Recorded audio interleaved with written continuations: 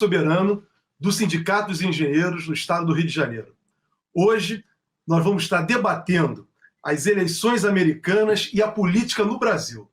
Muitos podem estar se perguntando, um programa que é destinado a debater soberania e desenvolvimento, por que debater a política americana? É porque muitos acontecimentos que estão hoje se passando nos Estados Unidos estão tendo efeitos também aqui no Brasil. Então, hoje, nós vamos ter uma oportunidade, não sob um aspecto colonialista, ao contrário, reafirmando a nossa soberania e a nossa independência, nós vamos estar tratando da questão da política americana e da política brasileira. Não só a política, mas a economia e os efeitos que estão acontecendo na sociedade. Muitas coisas que estão acontecendo lá grave, aqui também estão acontecendo. Para isso, nós vamos ter hoje aqui, Francisco, o professor Sidney. E você faça aí, Francisco, por favor, a apresentação do Sidney para os nossos internautas. O Sidney Munhoz, professor doutor em História, especialista em História Contemporânea, professor longos anos na Universidade Estadual de Maringá, no Paraná, com formação, mestrado e doutorado na Universidade Estadual Paulista, depois na USP, depois na London School of Economics e depois professor visitante na Brown University, com formação internacional, logo em duas grandes universidades estrangeiras, depois com um longo estágio de pesquisa nos arquivos, principalmente no National Archive, nos Estados Unidos, o que permitiu a ele um acesso direto nos arquivos norte-americanos sobre o Brasil.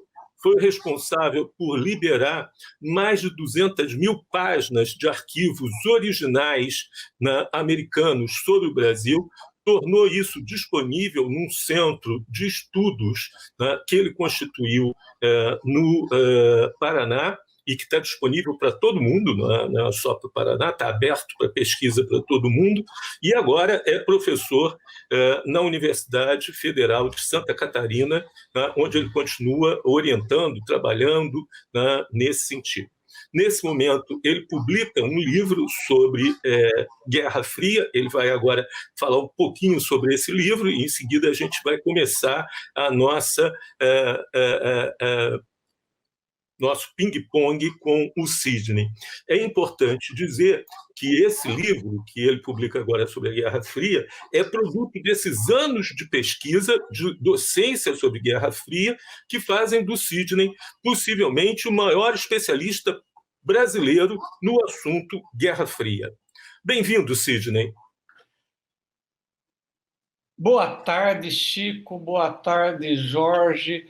Boa tarde a todos os espectadores aí do SOS Brasil Soberano. É um prazer imenso estar aqui com vocês e espero que de uma forma ou de outra eu possa contribuir com algumas reflexões sobre a temática. Eu queria agradecer a oportunidade de poder dialogar aí com o Jorge Folena, com o Chico Teixeira, pessoas extremamente importantes nesse momento que nós vivemos em nosso país, e estou aqui à disposição de vocês. O Chico falou do livro, o livro é o Guerra Fria, História e Historiografia, que eu devo lançar no final desse mês, início do próximo mês, pela editora Apris. Ele é, de fato, resultado de pesquisas ao longo de mais de 20 anos, de uma perspectiva da história global, uma perspectiva de pensar não apenas os eventos, mas as diferentes interpretações desses eventos, né? Os debates existentes sobre as origens da Guerra Fria, o seu desenvolvimento e o fim da Guerra Fria. Então, é isso, e hoje eu estou aqui à disposição de vocês para o nosso bate-papo. Legal. O Sidney, você tocou no teu livro, né, o fundamento dele é a Guerra Fria. E nós temos aí, né, hoje, em discussão, a questão, né, da Guerra Fria histórica, que nós vivemos até 1990, né, 89 e 90, e que hoje, né, os jornalistas aí, né, e alguns historiadores e geógrafos também têm colocado como uma nova Guerra Fria. O que seria isso? A diferença entre elas? Ou isso é uma invenção aí para uma situação nova que está passando pelo mundo? Jorge, o termo Guerra Fria ele foi utilizado em diferentes momentos. Lá no século XIV, Dom Juan Manuel utilizou esse termo para se referir a uma guerra que não era guerra, quando cruzados e muçulmanos estavam num impasse, mas num momento que não havia combate direto. Um intelectual alemão, o Bernstein, utilizou esse termo no final do 19 para se referir à corrida armamentista que estava a ocorrer. E o George Orwell usou em 45, pensando nas tensões que estavam a emergir.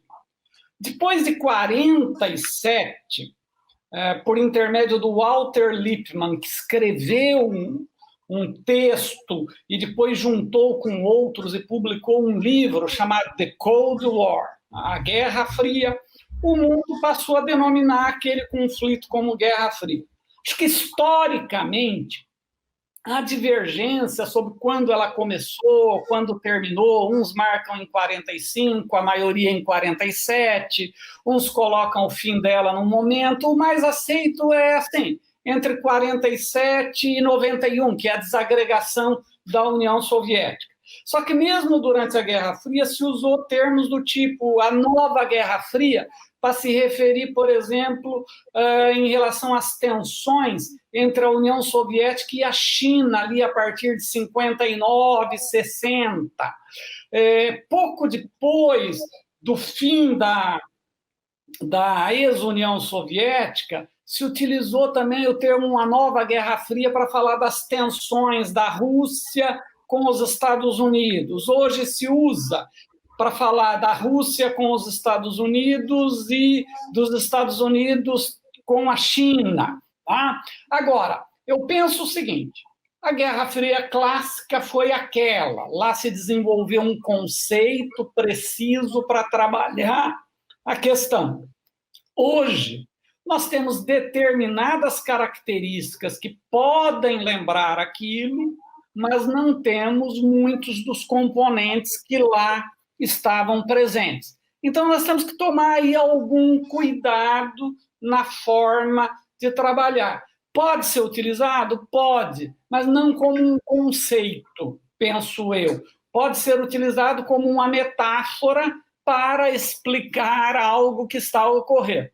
Não sei se respondi a sua questão. Não, eu queria perguntar, Sidney, exatamente, você falou aí que tinham características da Guerra Fria. Dá para você exemplificar isso para os nossos internautas? Porque, para ficar bem específico para as pessoas primeiro, entenderem. Segundo Fred Halliday, um historiador britânico, nós tivemos, inclusive, fases diferentes aí. Na primeira fase, que foi a fase mais dura, que seria aí, o Fred Halliday demarca 46, tá? De 46 a 53, a gente tinha um mundo segmentado, tá? E praticamente não haviam relações entre Estados Unidos e União Soviética que não fossem marcados pelo ataque.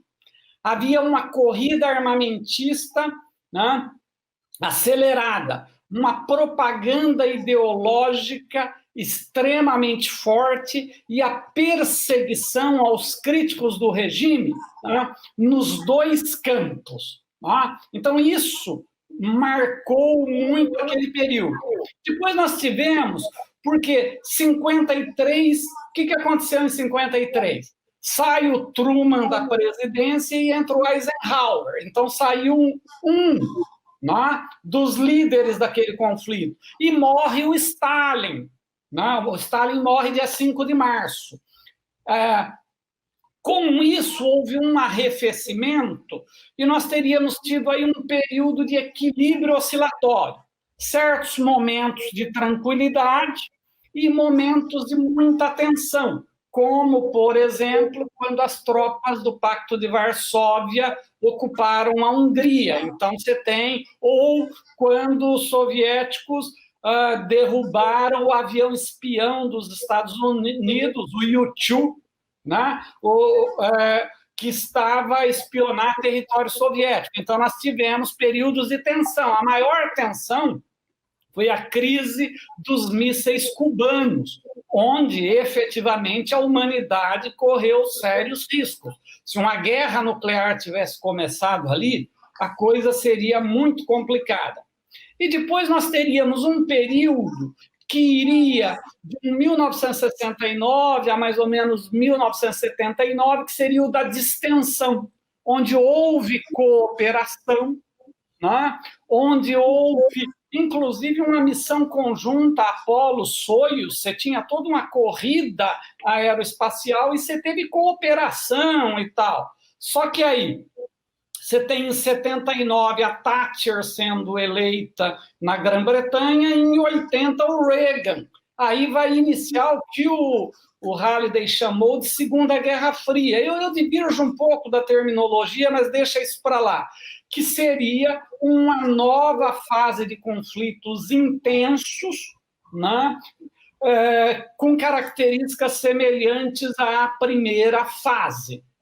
Então, esse foi o período clássico da Guerra Fria, que vai começar a mudar quando?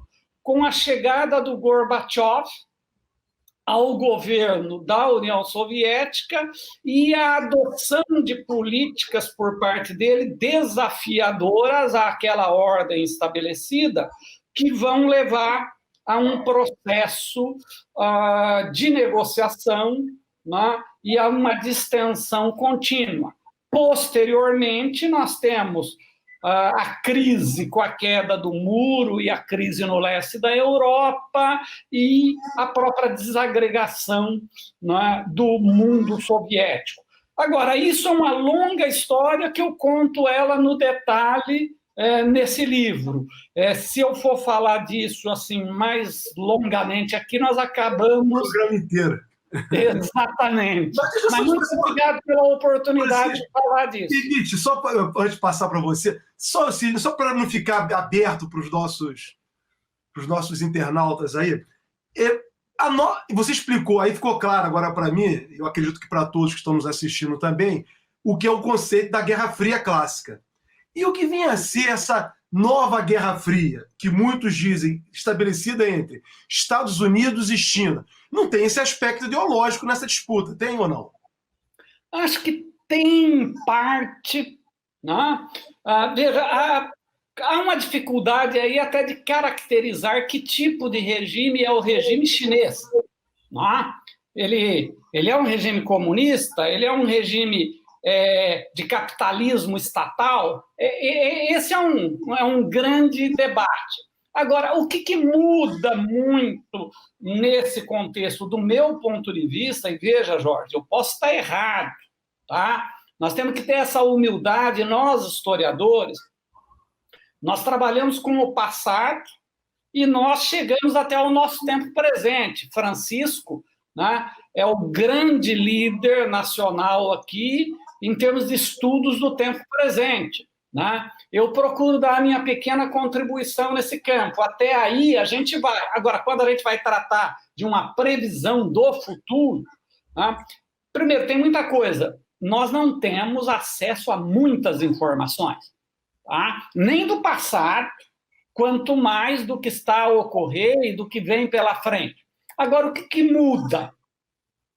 Naquele cenário, o grande eixo da disputa, né, estava centrado ali, né, nos anos mais duros da Guerra Fria, numa corrida armamentista nuclear.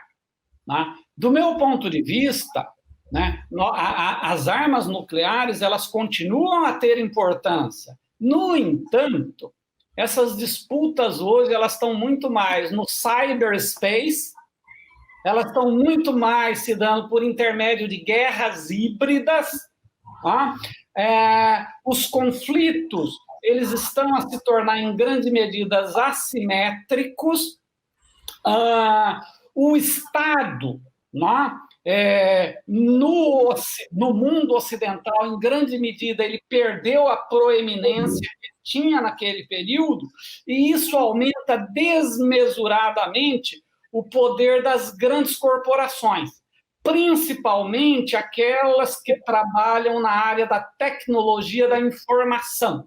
E esse é o grande imbróglio que nós temos hoje, porque para lucrar, essas empresas elas estão expondo as sociedades onde elas estão inseridas a políticas de ódio, de violência, e que poderão levar ao aumento exponencial de conflitos civis nos próximos anos. Tá? Então, veja que a coisa ela tem uma diferença em relação ao que nós tivemos no passado. Eu só quero ressaltar aqui, eu não estou a dizer que as forças nucleares e o uso também das forças convencionais, ou seja, do exército, da marinha e da aeronáutica com armas convencionais, etc., esteja aposentado.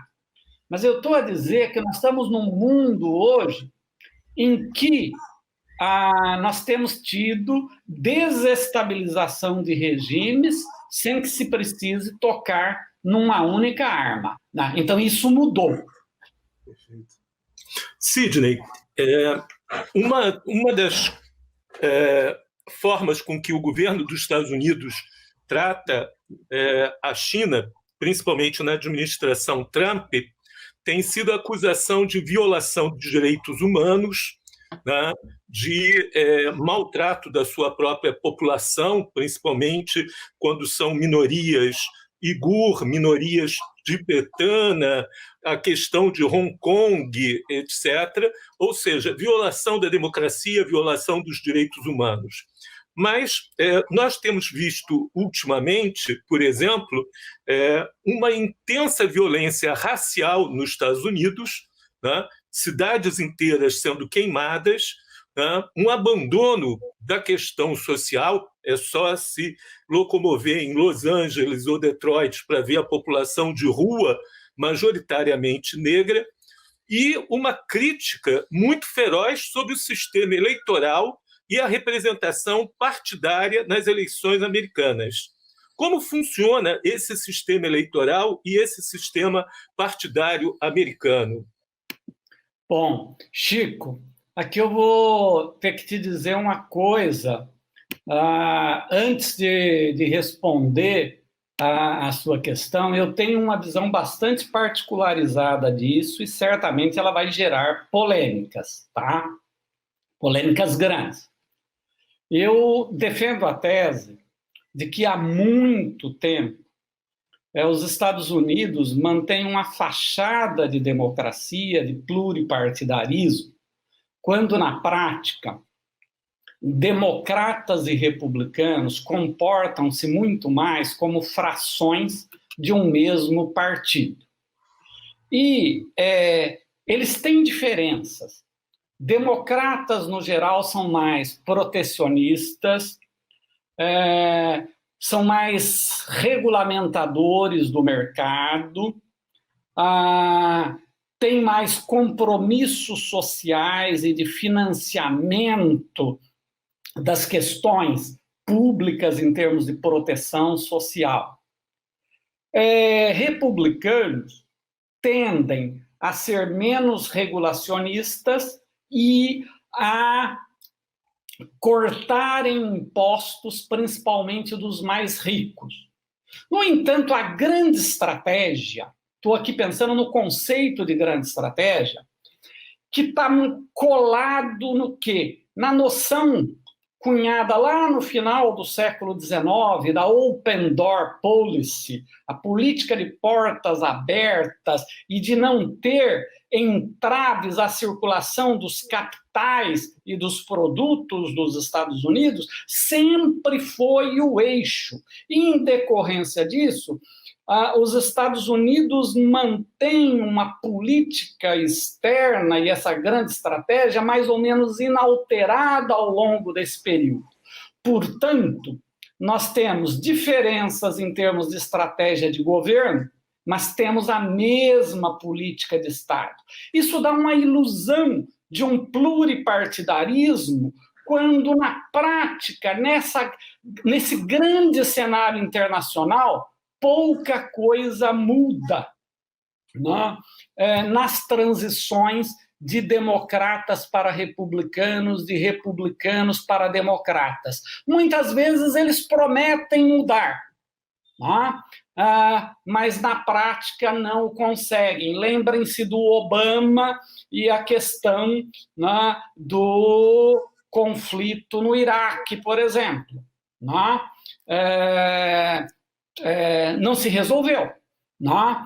Então, esse é um grande imbróglio. Aí, sobre o processo eleitoral, costuma-se dizer que os Estados Unidos são a grande democracia, o exemplo da grande democracia. E, de fato, nós temos que pensar o seguinte, que, de um lado, nós somos devedores em muita coisa dos Estados Unidos, tá? Muitas vezes a gente se refere sempre à Revolução Francesa, mas não foi só de lá que nós herdamos. Nós herdamos também do processo, né, revolucionário dos Estados Unidos, que é anterior ao francês, inclusive. Tá?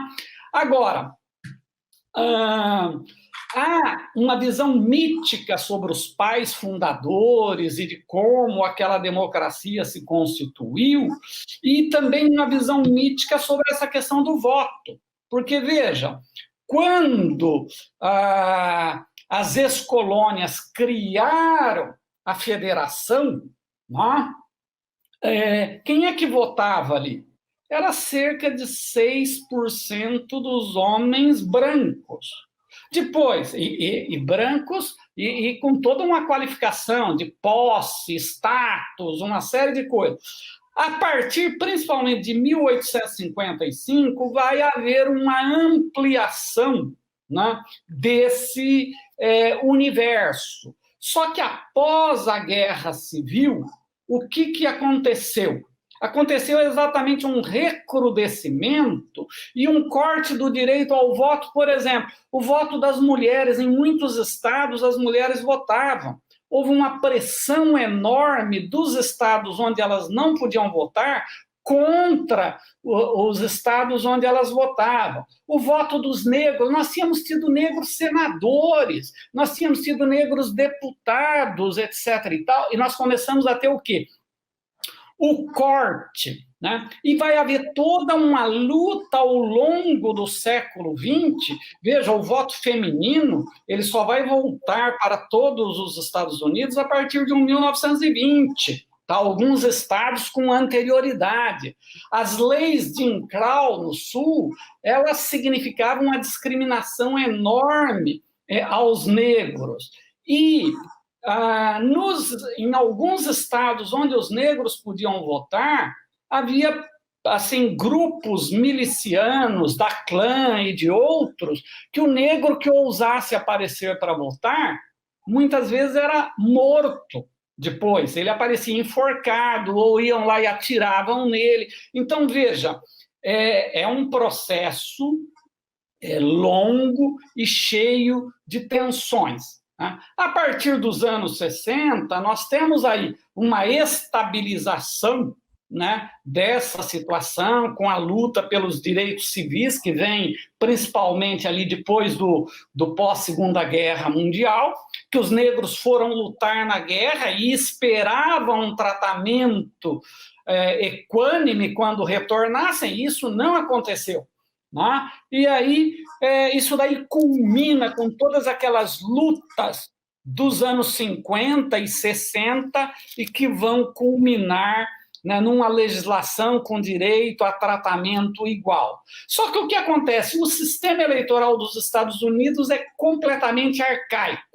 Tá? Então, nas democracias contemporâneas, as pessoas se registram uma vez para votar. Vou explicar para o espectador brasileiro.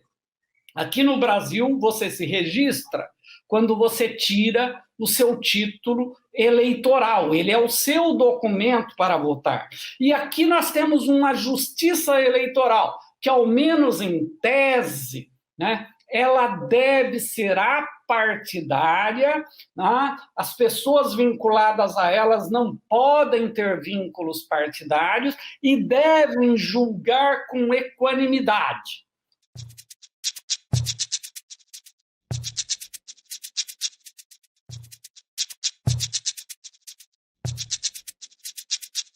Como é que funciona isso nos Estados Unidos? Cada estado, cada condado, cada município regula o processo eleitoral da sua forma. Mesmo numa eleição presidencial, nós temos cédulas diferentes de lugar para lugar. Temos lugar que é com cédula, lugar que é com máquina. Essas máquinas não são todas semelhantes. E nós não temos um sistema nacional que não seja partidário para julgar os casos de votos em disputa. Tá? Uma outra coisa, lá não se tem um documento de votação, a pessoa vai usar uma carteira de habilitação, um ID, uma identidade, que podem ser várias, ok? Só que tem um problema. A cada processo eleitoral, a pessoa tem que se registrar para votar. Isso é uma loucura. Cada vez é um novo registro. Cada vez é um novo registro, ou seja, você dificulta a vida do eleitor. E aí entra uma coisa, há toda uma discussão de que isso funciona para coibir o voto dos pobres, dos negros, dos índios, dos latinos e dos imigrantes que se naturalizam em geral. Explicar por quê. No processo de conferência para o registro, a pessoa tem que colocar endereço, uma série de coisas.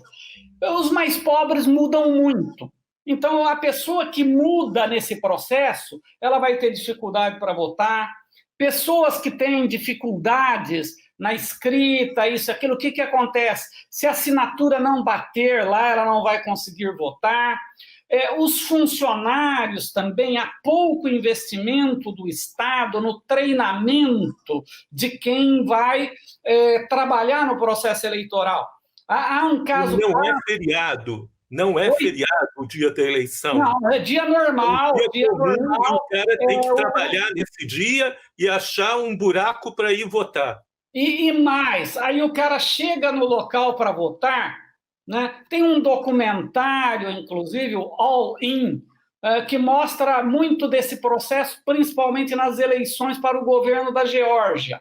E aí você vê o quê? Aquelas pessoas que se qualificam para votar e o cara vai votar e ele não consegue votar, porque mandaram, o funcionário mandou o registro dele para outro local. Aí o voto vai ser colhido em separado, mas quem vai julgar isso muitas vezes está ligado à equipe do governo do Estado, que exatamente está a criar dificuldades para se votar. Então, veja, primeiro, tem aumentado nos últimos anos, principalmente depois daquele escândalo que foram as eleições Bush-Al Gore, aquele caso na Flórida, né? Então, se criou uma comissão nacional, se adotou medidas para tentar mudar, algumas coisas mudaram, mas muita coisa continua problemática. Né? Se você comparar, por exemplo, com os dois países vizinhos, né, com o Canadá e com o México, são sistemas diferentes e tal, mas são sistemas muito mais sofisticados. Se você comparar com o nosso, muito mais sofisticado, organizado e funcional. Né? Lá é um problema enorme. Aí tem uma outra questão, que é o voto pelo correio, que, de um lado, pode ser uma coisa interessante, o correio é uma instituição confiável, há sistemas confiáveis, só que é um problema enorme o processo de apuração disso e aí por diante. E nesse processo agora, o Trump tem informações claras de que o voto pelo correio é predominantemente desfavorável a ele. As pesquisas indicam que um percentual muito maior de quem vota pelo correio vota nos democratas. Aí ele adota medidas. Você veja como o governante ele interfere no processo, ele adota medidas para dificultar o voto pelo correio. Então, nós temos uma situação, cresceu, hoje nós temos, assim, do universo de eleitores nos Estados Unidos que poderiam votar, nós temos 67% que se qualificou para votar, que efetuou o registro. O voto agora, não é obrigatório nos Estados Unidos. Não é obrigatório.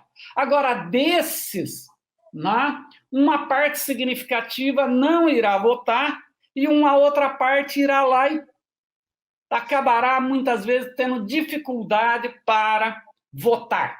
Então, esse é o processo eleitoral que nós temos nos Estados Unidos. E aí é uma coisa, temos que tomar cuidado com as pesquisas. Vocês viram que no processo anterior que o Trump foi eleito, as pesquisas elas não detectaram, né, a mudança no processo, e nesse ano tem agravantes, porque as pesquisas elas estão sendo feitas à distância. E aí já se detectou, por exemplo, que boa parte das pesquisas feitas elas acabam por atingir mais mulheres, mais pessoas numa dada faixa etária, e aí elas não expressam de forma equânime, né, a representação da população. Lá também nós temos um problema em termos da representação, por exemplo. Nós temos o maior percentual populacional seria aquele representado pelos chamados estadunidenses brancos, né? 60 e poucos %. Depois nós temos 18% que seriam os brancos latinos, né? Lá eles dizem não Americans, né? São naturalizados ou são de descendência, né? São brancos, mas não são anglo-saxões. Depois nós temos 13,4% de negros, nós temos cerca de 0,8% que seria de índios e nativos do Alasca. Né? Por exemplo, o sistema de registro, ele exclui grande parte, ele cria dificuldades para grande parte dos indígenas, por causa da questão de endereços, essas coisas todas, porque eles têm uma tradição diferente e uma estrutura organizativa diferente. Né? Então, um percentual significativo encontra dificuldades aí. Então, me parece que a ausência de um sistema nacional unificado é um grande imbróglio, né, nesse processo. E, além de tudo, reforço aqui, eu acredito que nós temos uma ilusão de um processo democrático amplo. Era isso. Ô, Sidney, legal. Você deu aí uma aula de como funciona esse complicadíssimo sistema eleitoral americano. Se nós achamos... Aí esqueci de uma coisa, Jorge. Você tem o voto popular, tá? E você tem o voto do colégio que vai eleger. Porque muitas vezes você faz maioria na população, mas em cada estado você acaba por definir, né, o colégio. E aí o voto do colégio expressa muitas vezes uma diferença em relação ao voto popular. Aconteceu na última reunião do Trump, que ele foi eleito exatamente, perdeu no voto popular e ganhou no colégio eleitoral. Por isso que é fundamental ganhar nos estados em que tem uma maior participação maciça no colégio eleitoral para ele poder... Califórnia, Texas, Flórida. E, o Sidney, eu ia te fazer uma pergunta, né, mas eu vou te fazer uma outra. Talvez eu faça até as duas juntas. A pergunta que eu ia te fazer é como é que fica o Bolsonaro que assumiu uma defesa do Trump aqui no Brasil, no caso de uma derrota dele, uma vitória por parte do candidato Biden, né, dos democratas. Mas também quero te fazer uma pergunta, porque você levantou junto com ela, que você, na sua fala, me levou um ponto à reflexão. Muitos analistas, né, especializados, jornalistas e cientistas políticos, especialistas na eleição americana, têm apontado uma direção, né, a princípio, de uma possível vitória dos democratas a partir do voto popular. Mas você, no início do nosso programa hoje, falou de um efeito, um novo efeito dessa chamada Guerra Fria, dessa guerra híbrida, né, que você colocou, que são as grandes empresas, as grandes corporações de tecnologia da informação alimentando o ódio e a discórdia. Quer dizer, o Trump, o Bolsonaro, né, e outros aí pelo mundo afora têm adotado exatamente essa tática. Então, eu te direciono essas duas perguntas. Como é que fica o Bolsonaro no caso de vitória dos democratas e como que fica essa possibilidade também de um desvirtuamento da análise eleitoral diante do encaminhamento do ódio das redes, né, de comunicação que temos hoje pelo mundo? Eu vou começar, Jorge, pela segunda questão, inclusive contribuir com uma reflexão sobre isso que saiu essa semana numa revista na Argentina, que é especializada em Estados Unidos, né, Arruelas de Estados Unidos, com esse tipo de raciocínio. Eu diria o seguinte, numa outra situação eu afirmaria que o Biden venceria essas eleições. No entanto, eu acho que a manipulação da opinião pública por meio de algoritmos, ela tem mostrado a capacidade de alterar resultados eleitorais, transformando esses processos em verdadeiras fraudes à vontade popular. Isso ocorreu nos Estados Unidos em 2016, isso ocorreu aqui no Brasil, isso ocorreu no Brexit, né? Então, essa é uma questão bastante séria e que afeta não apenas esse processo dos Estados Unidos, é nós pensarmos como, né, manter a democracia frente a esses processos. E, principalmente, veja, há estudos, e tem até documentários apontando isso, que a visibilidade de fake news nas redes é 6 vezes maior que notícias verdadeiras. Então, nós não podemos esperar que essas redes se autorregulem, né? Elas não vão se autorregular. Qual que é o resultado disso? É que nós temos um espalhar de notícias falsas e de notícias que estimulam o ódio.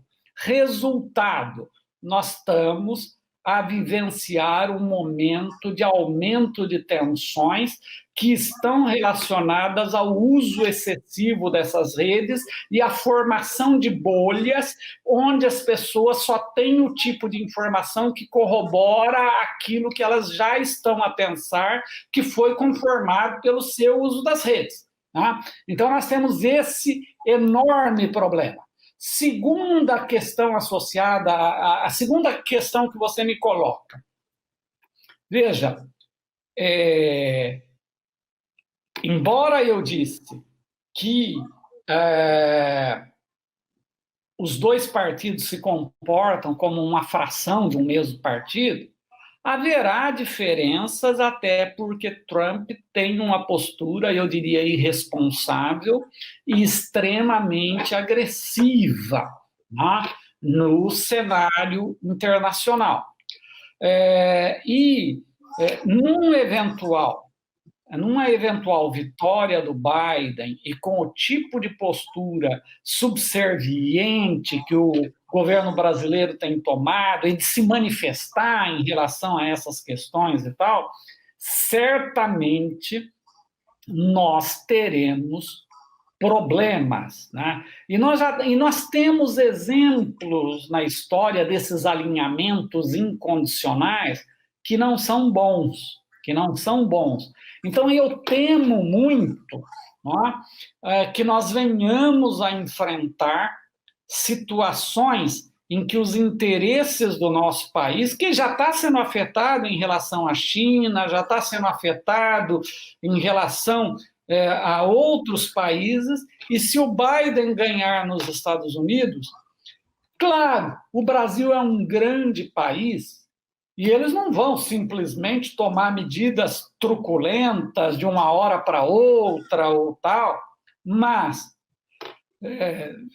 vamos dizer que haverá mudanças. Eu acho que o governo Bolsonaro destruiu uma tradição diplomática brasileira iniciada lá com o Rio Branco e depois desenvolvida e aprimorada durante o período da política externa independente, né, com os antecedentes ali do governo Kubitschek e tal, que observe bem, mesmo durante a ditadura militar, nós tivemos uma independência e não tivemos um alinhamento ideológico na política externa em muitas questões.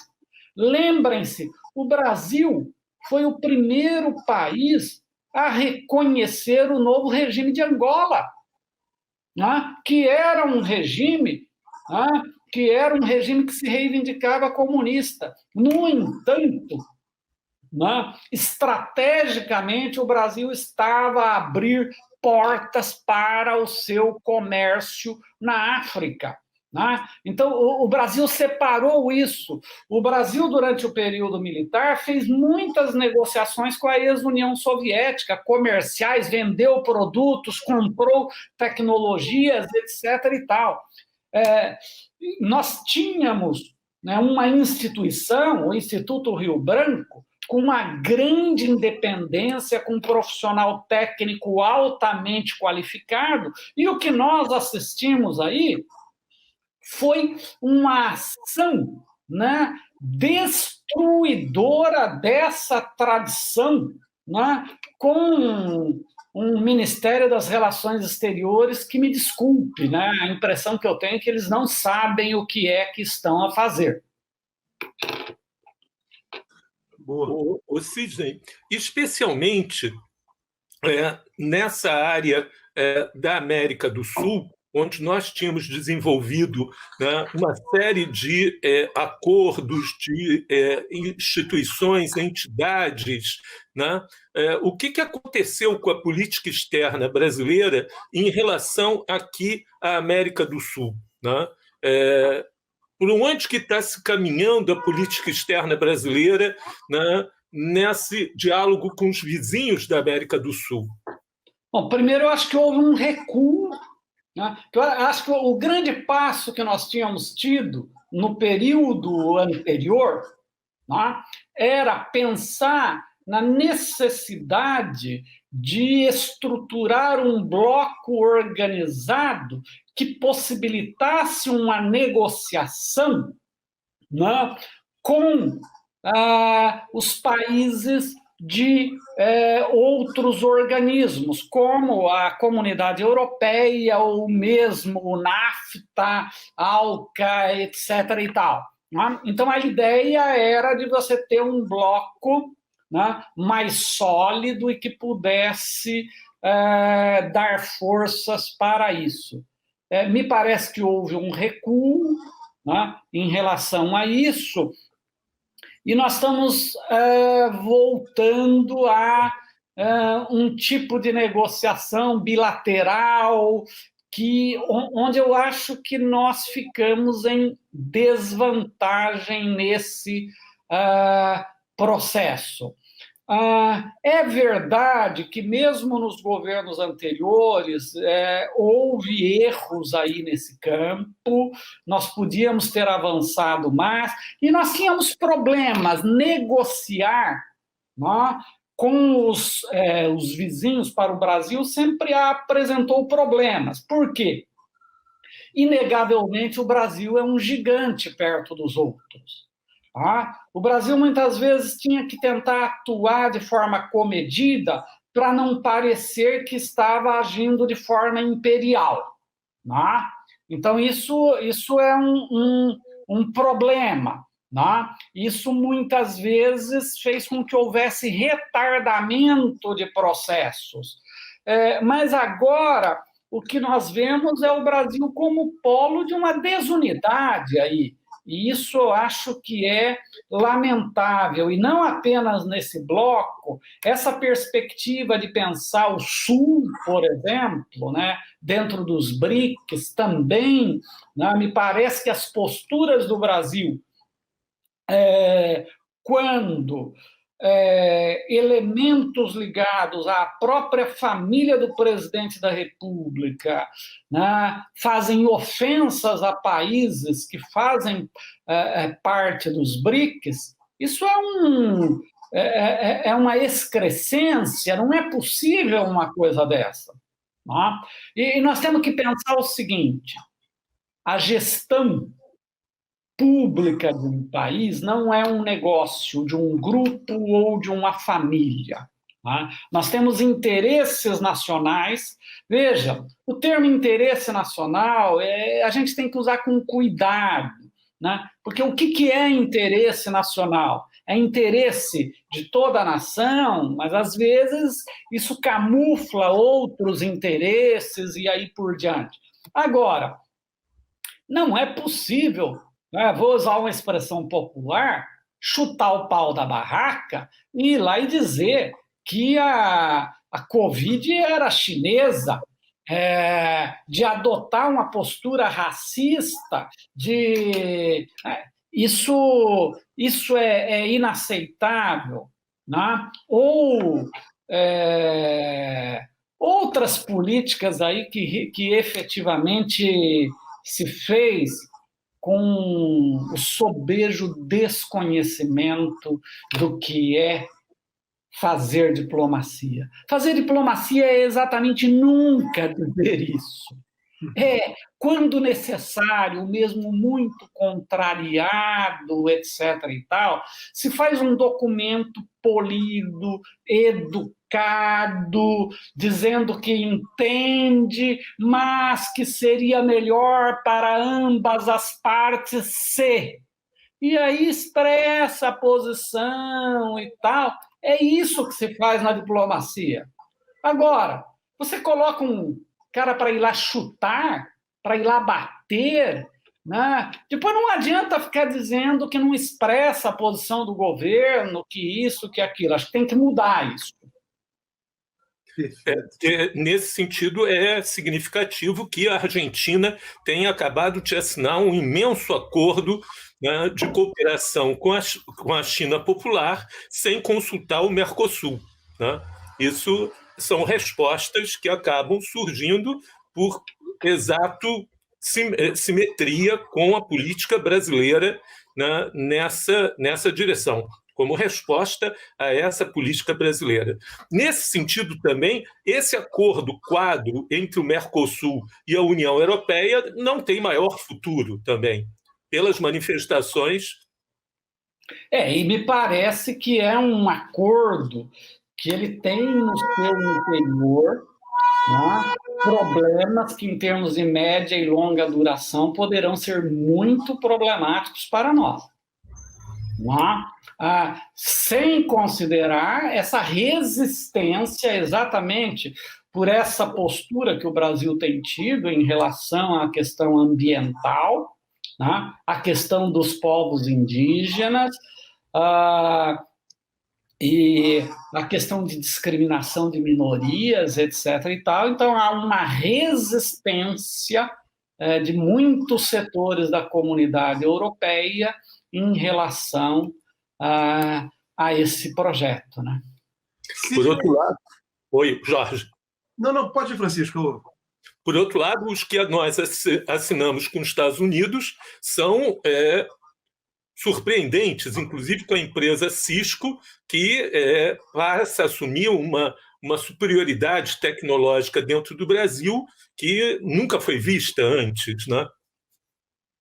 Olha, Chico, é assustador. Né? Esse contrato é assustador, a forma como foi feita é assustadora e os efeitos são deletérios, porque é um sistema em que, aparentemente, nós corremos o risco de nos tornarmos prisioneiros, né, de um dado modelo de tecnologia, de uma empresa, e aí por diante, né? Além desse, nós temos o caso de Alcântara também, que é um outro problema, ou seja, né, nós tivemos um conjunto enorme de medidas apressadas, assodadas e aparentemente tomadas sem a mínima responsabilidade. Eu quero saber se no futuro essas pessoas vão responder por isso. E aí, Sidney, você tocou nesse programa de hoje, apesar de estarmos aqui analisando a questão da política americana e seus efeitos no Brasil, essa questão das corporações de tecnologia da informação e que controlam, por meio dessas empresas de troca de informação, não quero dizer o nome das empresas, mas que trocam informações, mensagens, toda essa fraude. E a lei brasileira, que está em discussão no Congresso brasileiro sobre notícias falsas, integra a essas empresas fazer a arbitragem. Quer dizer, tira do Estado, no primeiro momento, e essas empresas é que vão dizer o que é correto e o que não é correto. Isso me preocupa muito, Sidney. Cada vez mais a democracia liberal vem se tornando frágil e fazendo com que esse regime venha, o regime liberal, e por conseguinte, enfraquecendo, porque não leva à felicidade. Francisco Carlos, vou passar para você aí para as considerações finais depois do Sidney, desse dia, essa discussão tão profunda, Sidney, tão rica. Muito obrigado, tá? Eu que agradeço, querido. Já me despedindo. Francisco.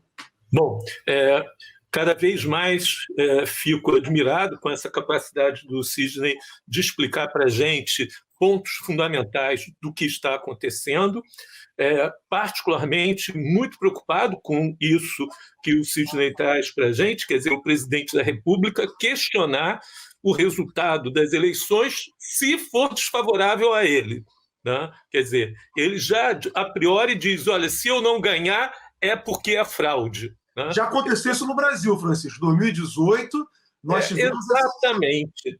Isso 2018... se espelha, e a gente sabe, né, daquela história, né? Se te derem um tiro nos testículos do Trump, a mão de alguém vai ser furada. Né? Então, na verdade, a gente sabe que isso parece até um ensaio geral para 2022. Né? A gente já sabe que alguém aqui está de olho para fazer a mesma coisa no Brasil. Né? Esse é o grande medo e a grande fragilidade também do nosso sistema e da possibilidade da gente ver, né, as regras, né, da Constituição serem desmontadas no Brasil. Obrigado, Sidney. Foi um prazer estar aqui com você. Olha, o prazer foi todo meu. Eu que agradeço, Francisco. Chico, né? Está aqui o nosso livro, ó. Pois Mostra aí, Francisco, bota na frente da câmera aí. Das muitas contribuições do Sidney. Sobe um pouquinho. Aí, aqui, para cá. Aí. Relações. Lê para o pessoal aí. Relações Brasil-Estados Unidos. Sobe um pouquinho. Aí, séculos 20 e século 21. Então, esse livro que o Chico e eu organizamos, ele tem aí historiadores do Brasil e dos Estados Unidos, cientistas políticos, pensando, né, as relações entre os dois países ao longo do século 20 e 21. Mas até tem um capítulo do Frank McCann, logo no início, que faz uma síntese histórica do período anterior. Então, para quem quiser entender um pouco essas relações, o livro está com... vai fazer o ano que vem 10 anos que saiu a edição em português, depois saiu a edição em inglês em 2013, né? Está na hora, Chico, da gente voltar a trabalhar nisso e atualizar isso. Exato. Mais do que na hora, diante de tudo que nós ouvimos aqui. Nossos internautas, nossos telespectadores e ouvintes, esse é o Soberania em Debate, um programa do movimento SOS Brasil Soberano, do Sindicato dos Engenheiros no Estado do Rio de Janeiro, hoje com o professor Sidney Munhoz, no qual nós discutimos a política, as eleições nos Estados Unidos e a política no Brasil. Sidney, muito obrigado mais uma vez, muito obrigado aos nossos internautas e telespectadores e ouvintes, e até a próxima sexta-feira. Uma boa tarde para todos, uma boa despedida.